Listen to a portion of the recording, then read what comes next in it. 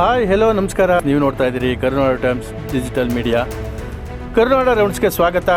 KPSC ಮಾಜಿ ಅಧ್ಯಕ್ಷ ಶಿವಶಂಕರಪ್ಪ ಸಾಹುಕಾರ್ ವಿರುದ್ಧ ಸಿಬಿಐ ತನಿಖೆಗೆ ಆಗ್ರಹ ಕೋರಿ ಹೈಕೋರ್ಟ್ ಮೆಟ್ಟಿಲೇರಿದ ಶಾಸಕ ಯತ್ನಾಳ್. ಮಳೆ ಕೈಕೊಟ್ಟ ಪರಿಣಾಮ ರಾಮನಗರದಲ್ಲಿ ನೀರಿನ ಬಿಕ್ಕಟ್ಟು, ಖಾಲಿಯಾದ ಕೆರೆಗಳು, ಸಂಕಷ್ಟದಲ್ಲಿರುವ ಅನ್ನದಾತರು.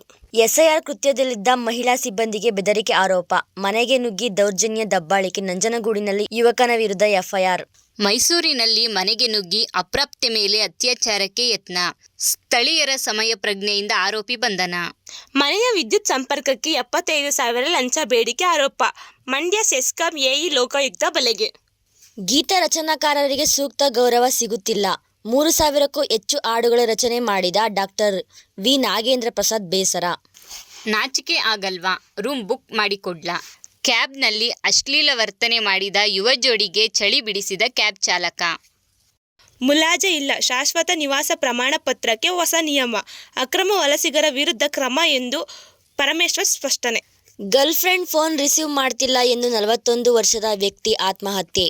ಬೆಂಗಳೂರು ವೈಯಾಲಿಕಾವಲ್ನಲ್ಲಿ ಆತ್ಮಹತ್ಯೆ ಮಾಡಿಕೊಂಡಿರುವ ಘಟನೆ ಬೆಳಕಿಗೆ. ಕರ್ನಾಟಕ ಗಣಿ ಮತ್ತು ಭೂವಿಜ್ಞಾನ ಇಲಾಖೆಯಲ್ಲಿ ಒಂದೇ ಆದೇಶದಲ್ಲಿ 160 ಅಧಿಕಾರಿಗಳನ್ನು ವರ್ಗಾವಣೆ ಮಾಡಲಾಗಿದೆ.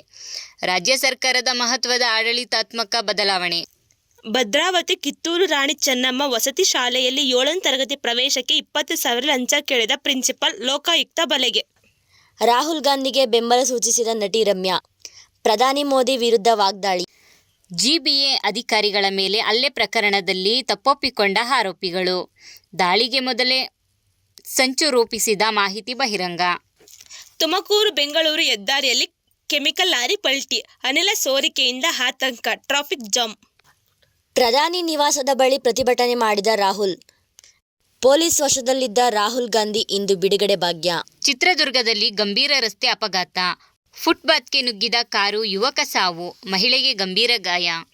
ಮಂಡ್ಯ ಜಿಲ್ಲೆಯ ನಾಗಮಂಗಲದಲ್ಲಿ 2,000ಕ್ಕೂ ಹೆಚ್ಚು ಅಕ್ರಮ ಬಾಂಗ್ಲಾ ವಲಸಿಗರ ಆರೋಪ, ಚುನಾವಣಾ ಆಯೋಗಕ್ಕೆ ದೂರು. ಪರಪ್ಪನ ಅಗ್ರಹಾರ ಜೈಲಿನಲ್ಲಿದ್ದ ದರ್ಶನ್ ಭೇಟಿ ಮಾಡಿದ ವಿಜಯಲಕ್ಷ್ಮಿ ಮತ್ತು ಗೆಳತಿ ರಕ್ಷಿತಾ ಭಾವುಕ.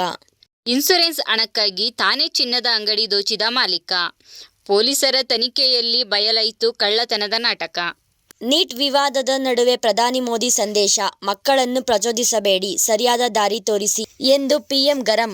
ಇದು ಇಂದಿನ ಕರುನಾಡು ಟೈಮ್ಸ್ ರೌಂಡ್ಸ್ನ ವಿಶೇಷತೆ.